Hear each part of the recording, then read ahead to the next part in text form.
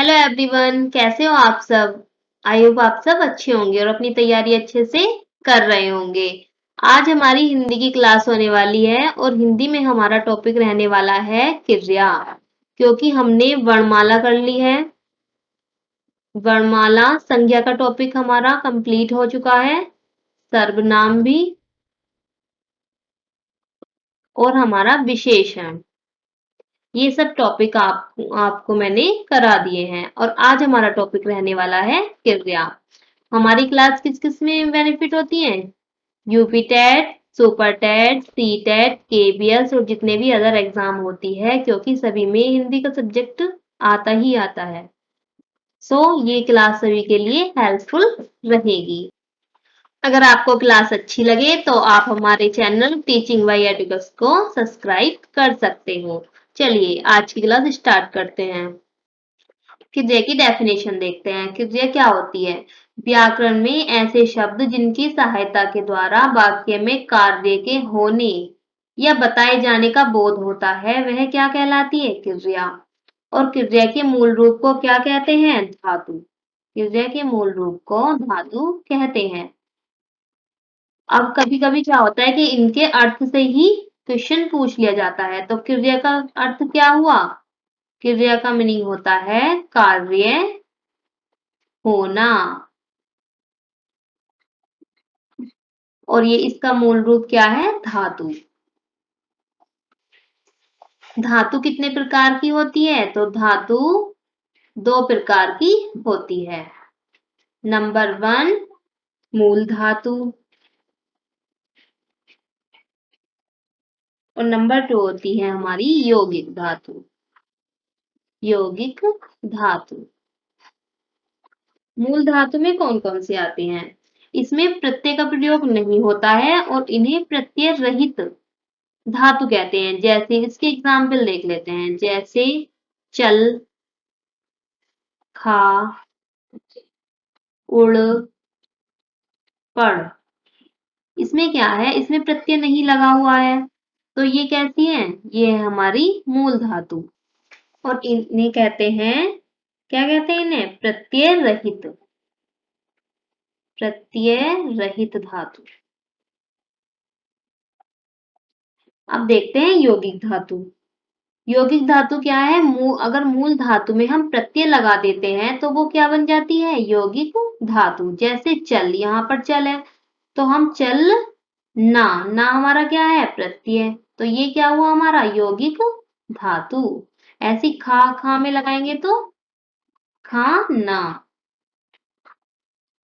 उड़ना, पढ़ना। ये सब क्या हुए? ये सब हुए हमारे प्रत्यय सहित। प्रत्यय सहित, क्योंकि इसमें प्रत्यय लगा हुआ है। ये है हमारा यौगिक धातु और ये है हमारी मूल धातु।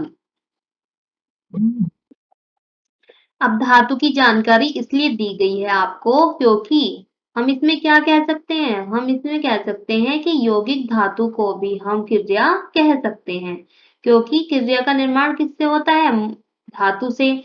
और धातु से मूल धातु में प्रत्यय लगाने से क्या होता है? यौगिक धातु का निर्माण होता है और यौगिक धातु ही हमारी क्या कहलाती है? क्रिया। अब हम देखते हैं क्रिया का वर्गीकरण। अब देखते हैं क्रिया का वर्गीकरण। तो सबसे पहले हम क्रिया का वर्गीकरण कर्म और रचना के आधार पर देखते हैं। या कर्म या रचना के आधार पर। कर्म या रचना के आधार पर क्रिया के कितने कितने भेद होते हैं? तो होते हैं दो, अकर्मक और सकर्मक। अब देखते हैं अकर्मक क्रिया। अकर्मक का इसमें क्या होता है कि इसके पढ़ने से ही इसका मीनिंग समझ आ रहा है। जैसे कि अकर्मक मतलब कर्म के बिना। तो इसमें इसकी डेफिनेशन क्या बनेगी कि ऐसे वाक्य जहां पर क्रिया का प्रभाव कर्ता पर पड़ता है तथा उनमें कर्म का अभाव होता है या कर्म रहित होते हैं, ठीक है, तो वो अकर्मक क्रिया कहलाती है। इसमें हम लिख लेते हैं कर्म रहित, मतलब कर्म इसमें नहीं होता है। और क्रिया का प्रभाव किस पर पड़ता है? इसमें पड़ता है क्रिया का प्रभाव, हम शॉर्ट में लिख लेते हैं, क्रिया का प्रभाव इसमें कर्ता पर पड़ता है। तो वो क्या कहलाती है? आकर्मक क्रिया। और इसके एग्जाम्पल से अच्छे से पता चल जाएगा। जैसे कि इसका एग्जाम्पल है, सांप रेंगता है। सांप रेंगता है। इसमें देखते हैं, जैसे इस सेंटेंस में देखते हैं, सांप रेंगता है। सांप क्या करता है? रेंगता है। और कौन रेंगता है? सांप रेंगता है। अब ये थोड़ी ना होगा इसमें सेंटेंस में सांप क्या रेंगता है, इसमें कोई सेंस नहीं निकलेगा कि सांप क्या रेंगता है। ठीक है, तो इसमें नॉर्मल सी बात है कि सांप रेंगता है। जैसे नेक्स्ट एग्जांपल देख लेते हैं, जैसे बच्चा बच्चा रोता है। तो कौन रो रहा है? बच्चा क्या है यहाँ पर? कर्ता। अब कर्ता के बारे में तो बताया है कि बच्चा रोता है। कौन रोता है? बच्चा। इसमें कर्म का कुछ पता ही नहीं है। ठीक है, कि ये नहीं आ रहा कि बच्चा क्या रोता है। तो इसमें ये क्या हुआ? अकर्मक क्रिया। अब नेक्स्ट देखते हैं हम, अकर्मक क्रिया पहचानने के लिए क्या होता है कि रूल बनाए गए हैं। जैसे रूल नंबर वन क्या होगा कि कारक चिन्हों का प्रयोग। कारक चिन्हों का प्रयोग। जो भी अकर्मक के सेंटेंस होंगे, अकर्मक क्रिया के सेंटेंस होंगे, उसमें कारक चिन्हों का प्रयोग होता है। जैसे इसका एग्जाम्पल देख लेते हैं, जैसे पक्षी आकाश में उड़ते हैं। अब पक्षी, यहाँ पर क्रिया ढूंढिए। सबसे पहले क्रिया ढूंढते हैं। क्रिया क्या है हमारी? उड़ना। और इसमें कर्ता क्या है? पक्षी। तो इसमें क्या है? देखते हैं, पक्षी आकाश में उड़ते हैं। तो कौन उड़ रहे हैं? पक्षी। और पक्षी क्या कर रहे हैं? उड़ रहे हैं। इन दोनों का ही, कर्ता का ही संबंध दिखाया गया है। आकाश आकाश से तो कोई इनका मतलब नहीं हो रहा ना। इस क्रिया का मतलब आकाश से नहीं होकर पक्षी से हो रहा है। ठीक है, तो ये क्या हुआ हमारा? ये हमारा है अकर्मक क्रिया, मतलब इसका कर्ता पर ही प्रभाव पड़ रहा है। रूल नंबर 2 है हमारा, जैसे जिन वाक्यों में अव्यय शब्द लगे होते हैं। ठीक है, अव्यय शब्द। जैसे कि अव्यय शब्द देख लेते हैं। जैसे हमारा मोहन तेज चलता है। मोहन तेज चलता है। अब कौन चल रहा है? मोहन। मोहन क्या कर रहा है? चल रहा है। तो ये जिसमें अव्यय, ये ट्रिक होती है पहचानने की, जिसमें अव्यय शब्द लगे होते हैं वो क्या होते हैं? अकर्मक क्रिया के सेंटेंस होते हैं। लेकिन नॉर्मल हम ये ऐसे पहचानते हैं कि क्रिया किसके अकॉर्डिंग आई, मतलब कि कर्ता के अकॉर्डिंग आई। मोहन के अकॉर्डिंग क्रिया आई है, तो ये अकर्मक क्रिया होता है। और अगर हमारा कर्म के अनुसार क्रिया आए तो वो सकर्मक में आती है। ठीक है, नॉर्मल हम इसी चीज से पहचानते हैं। लेकिन कभी कभी क्या होता है कि जैसे अव्यय शब्द हमें अगर याद रह जाती है, ये रूल वगैरह याद रहते हैं, तो हम करते हैं कि अगर अव्यय शब्द आए हैं तो ही हम इसे अकर्मक क्रिया में टिक करेंगे। नेक्स्ट है हमारा सकर्मक क्रिया। इसकी डेफिनेशन बनती है कि जिन वाक्यों में क्रिया का प्रभाव कर्म पर पड़ता है। ठीक है, कर्म पर प्रभाव, तो वो क्या कहलाएंगी हमारी? वो कल कहलाती है हमारी सकर्मक क्रिया। अब इसका एग्जाम्पल देखते हैं। जैसे इसके एग्जाम्पल में आता है, सीता रोटी खाती है। सीता रोटी खाती है। इसमें क्या? सीता रोटी खाती है। अब सीता क्या कर रही है? सीता खा रही है। लेकिन सीता क्या खा रही है? क्या से हम क्या लगाने से क्या होता है कि हमारा आंसर अगर आ जाता है तो वो सकर्मक में जाता है, और नहीं आएगा तो अकर्मक में। जैसे सीता क्या खा रही है? रोटी। तो ये क्या है हमारा यहाँ पर कर्म। तो इसका प्रभाव किस पर पड़ रहा है? खाने का प्रभाव पड़ रहा है रोटी पर। तो ये है हमारी सकर्मक क्रिया। नेक्स्ट है जैसे राम पुस्तक पढ़ता है। पढ़ता है। राम पुस्तक पढ़ता है। अब राम पढ़ रहा है, लेकिन हम बोलते हैं राम क्या पढ़ रहा है? तो राम पुस्तक पढ़ रहा है। आंसर हमें मिल रहा है ना क्या लगाने के बाद। तो राम क्या कर रहा है? पुस्तक पढ़ रहा है। पुस्तक हमारा है कर्म। तो ये है हमारी सकर्मक क्रिया। अब आप नोट कर सकते हैं, कुछ क्रियाएं लिखवा रही हूँ जो कि हमारी हमेशा क्या होती हैं? हमेशा हमारी सकर्मक क्रिया में आती हैं। जैसे पढ़ना, पढ़ना, लिखना, जो कि आप सेंटेंस में देखकर एकदम से आप टिक टिक कर सकते हो अपना आंसर। खाना, बनाना, नेक्स्ट है मारना।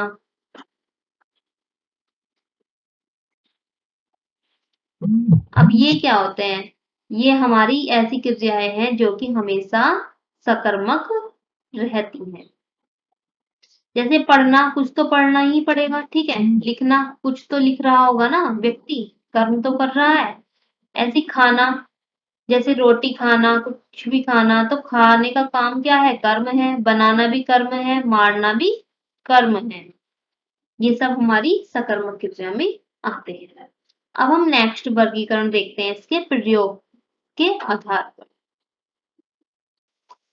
प्रयोग या संरचना के आधार पर क्रिया के प्रकार। तो प्रयोग के आधार पर हमारे होते हैं 8 और संरचना के आधार पर होती हैं 6, जिसमें सामान्य क्रिया, सामान्य और संयुक्त,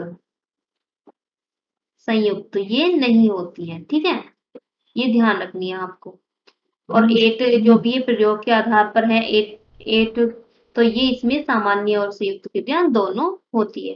तो नंबर 1 आती है हमारी सामान्य क्रिया। सामान्य क्रिया,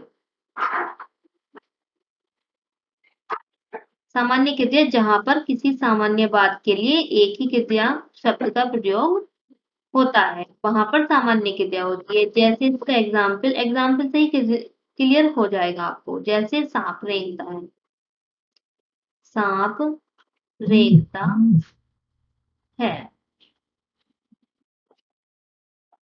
अब इस सेंटेंस में देखते हैं, जैसे सांप रेंगता है, इसमें क्या हुआ है कि सामान्यवाद के लिए एक ही क्रिया शब्द का प्रयोग हुआ है। क्रिया शब्द इसमें क्या है? रेंगना।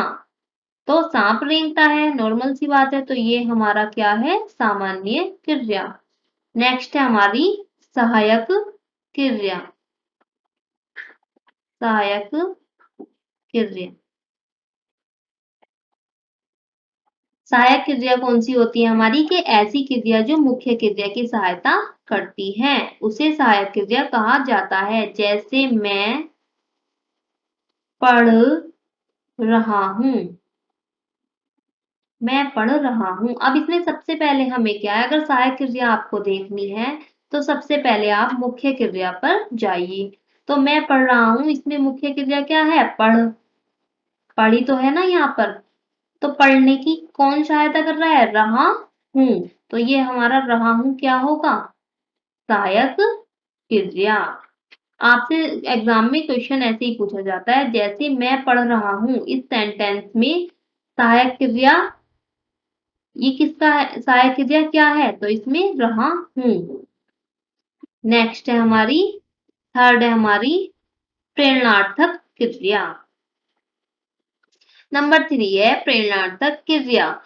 इसकी डेफिनेशन बनती है कि इस क्रिया के वाक्यों में कर्ता खुद कार्य न करके किसी और से कार्य करवाता है।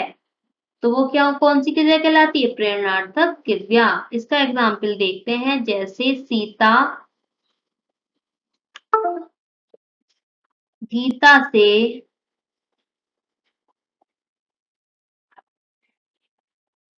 गीता से पत्र लिखवाती है, लिखवाती है। इसमें क्या हो रहा है? सीता गीता से पत्र लिखवाती है। क्या हो रहा है? गीता से लिखवा रही है सीता, तो इसमें क्या है? खुद कार्य न कर कर किसी और से कार्य करवाया जाता है, तो उसमें क्या होती है? प्रेरणार्थक क्रिया। जैसे सेंटेंस दिया होगा और इसमें पूछा जाएगा कि ये किस टाइप में आती है, तो ये सेंटेंस किस टाइप की क्रिया का है, तो ये हमारा प्रेरणार्थक क्रिया का सेंटेंस है। नंबर 4 आता है पूर्वकालिक क्रिया। पूर्वकालिक क्रिया। पूर्वकालिक क्रिया क्या होती है? कि जहां पर कर्ता एक क्रिया को समाप्त कर दूसरी क्रिया करना प्रारंभ करता है, उसे पूर्वकालिक क्रिया कहते हैं। इसमें क्या होगा कि जो काम पहले हो जाएगा वो हमारा पूर्वकालिक क्रिया में आएगा। इसमें एग्जाम्पल होता है जैसे राम भोजन खाकर सोने चला गया, चला गया। इसमें क्या है कि राम भोजन खाकर सोने चला गया। इसमें भोजन खाया और सोने चला गया, तो पहले क्या किया? भोजन खाया ना पहले, तो ये खाकर भोजन जो ये खाकर आया है, ये किस में है? ये किस में आएगा? ये आएगा हमारा पूर्वकालिक क्रिया में। वैसे तो पूरा सेंटेंस आपको दिया जाएगा और पूछा जाएगा कि ये किस क्रिया का एग्जाम्पल है, तो आपको बस क्या करना है? देखना है कि एक काम पहले हो रहा है और दूसरा स्टार्ट हो रहा है, तो उसमें पूर्वकालिक क्रिया आंसर होगा। नेक्स्ट है हमारी नंबर 5 है हमारी नाम धातु क्रिया। नाम धातु क्रिया ऐसी क्रियाएं जिनकी उत्पत्ति संज्ञा सर्वनाम विशेषण से होती है, उन्हें नाम धातु क्रिया कहते हैं। अभी देखते हैं कि संज्ञा सर्वनाम विशेषण से कैसे उत्पत्ति हो सकती है। ठीक है, जैसे देखते हैं संज्ञा शब्द, जैसे कि बात। बात क्या है? संज्ञा शब्द है, तो बात से क्या होगा? बात से हमारा नाम धातु क्रिया बनेगी बतलाना, बतलाना। बात से बतलाना। अगर हम यहाँ पर लात कर दें तो लात से लतियाना, लतियाना। और जब हम क्वेश्चन प्रैक्टिस करेंगे तो क्या होगा कि आपको अच्छे से और समझ आ जाएगा। सर्वनाम, सर्वनाम जैसे कि अपना। अपना क्या है? सर्वनाम शब्द है, तो अपना से हमारा नाम धातु क्रिया बनेगी अपनापन, अपनापन। एग्जाम में क्या होता है कि एग्जाम में ये शब्द दे दिया जाएगा आपको, जैसे बतलाना शब्द दे दिया जाएगा, ठीक है, और ये पूछा जाएगा कि ये शब्द ये किस टाइप की क्रिया में आता है? बतलाना, तो ये किस में आता है? नाम धातु क्रिया में। या फिर ये दे दिया जाएगा कि संज्ञा के बाद शब्द से क्या शब्द बनेगा नाम धातु क्रिया का, तो बतलाना बनेगा। नेक्स्ट है विशेषण। विशेषण में आता है जैसे गर्म, गर्म, तो इसमें होगा गरमाना, गरमाना। तो इस टाइप से इसके बनते हैं। नेक्स्ट नंबर 6 आती है हमारी द्विकर्मक क्रिया। द्विकर्मक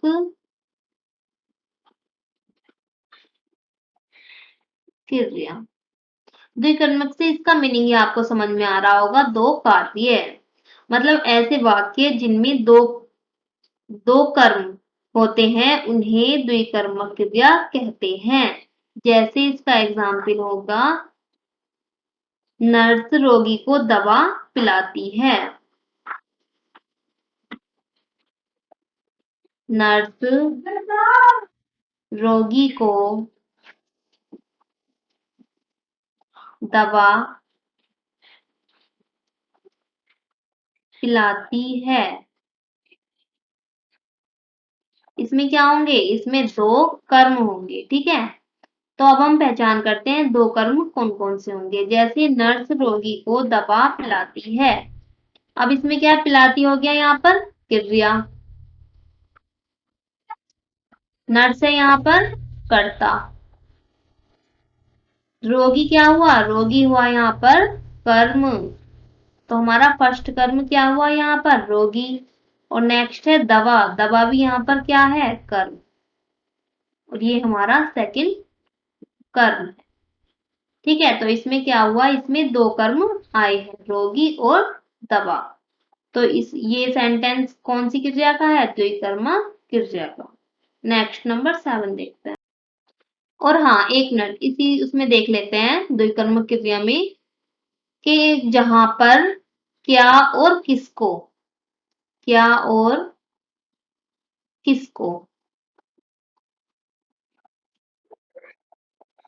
इन शब्दों का अगर आंसर मिल जाता है तो वो द्विकर्म क्रिया में जाएगा। जैसे नर्स रोगी को दवा पिलाती है। क्या पिलाती है? दवा। किसको पिलाती है? रोगी को। तो इसमें क्या है? ये हमारा इसका आंसर मिल रहा है, क्या का भी और किसको भी। तो ये आएगा हमारा द्विकर्म क्रिया में। नेक्स्ट देखते हैं। नेक्स्ट है सजातीय क्रिया। सजातीय क्रिया में हमारे वो वर्ड वो आने वाले हैं, जैसे कि ऐसे वाक्य जिनके अंतर्गत कर्म व धातु दोनों एक ही जाति के होते हैं सजातीय क्रिया कहा जाता है। जिसमें एग्जाम्पल देख लेते हैं। इसका एग्जाम्पल होगा पर्वतरोही। पर्वतरोही चढ़ाई चढ़ते हैं। चढ़ाई चढ़ते हैं।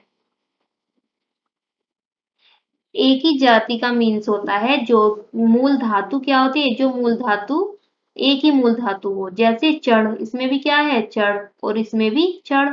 तो चढ़ाई चढ़ते हैं। तो इसमें क्या है? एक ही जाति का प्रयोग हुआ है। तो ये क्या हुआ? सजातीय क्रिया। इसका एक एग्जाम्पल और देख लीजिए। जैसे विद्यार्थी पढ़ाई पढ़ते हैं। विद्यार्थी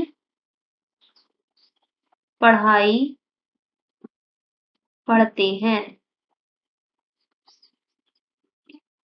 इसमें भी क्या है? आप पढ़ते हैं। तो ये क्या है? सेम जाती है। सो ये भी सेंटेंस किसका होगा? सजातीय क्रिया का। इसे पहचानना ज्यादा मुश्किल बात नहीं है, क्योंकि सेंटेंस में आपको दिख जाएगा विद्यार्थी पढ़ाई पढ़ते हैं, पर्वतरोही चढ़ाई चढ़ते हैं। तो ये हमारा सजातीय क्रिया में आ जाएगा। और नेक्स्ट है हमारी संयुक्त क्रिया।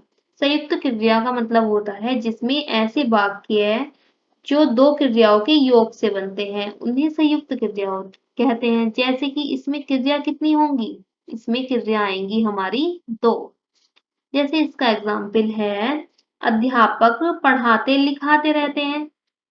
अध्यापक पढ़ाते लिखाते रहते हैं। अब हमें इसमें क्रिया ढूंढनी है। जैसे कि अध्यापक यहाँ पर क्या है? करता है। पढ़ाते लिखाते मतलब पढ़ना लिखना दोनों क्या है? हमारी क्रियाएं हैं। तो हमारा इसमें क्या होगा? फर्स्ट क्रिया हमारी पढ़ाते और सेकंड हमारी लिखाते। तो इसमें दो क्रिया का यूज हुआ है, तो वो हमारी होंगी संयुक्त क्रिया। नेक्स्ट इसका ही एक एग्जाम्पल देख लेते हैं। जैसे इसका सेकंड एग्जाम्पल है मोहन नाचता गाता रहता है। मोहन नाचता गाता रहता है। अब इसमें देखते हैं नाचना और गाना दोनों क्या है? हमारी क्रियाएं है, मतलब इनसे कार्य का होना पता चल रहा है। जैसे नाचना भी एक कार्य है और गाना भी एक कार्य है। तो ये क्या है? हमारी क्रियाएं हैं। तो हमारी फर्स्ट और हमारी सेकंड क्रिया, इसमें दो क्रियाएं आई हैं, तो ये हमारी होंगी संयुक्त क्रिया में। आई होप आपको ये क्लास अच्छी लगी होगी और हम इसकी प्रैक्टिस नेक्स्ट वीडियो में करेंगे। सो अगर आपको क्लास अच्छी लगी हो तो आप हमारे चैनल टीचिंग बाय एडुकेट को सब्सक्राइब कर लीजिए। आज के लिए इतना ही, मिलते हैं नेक्स्ट वीडियो में। Thank you.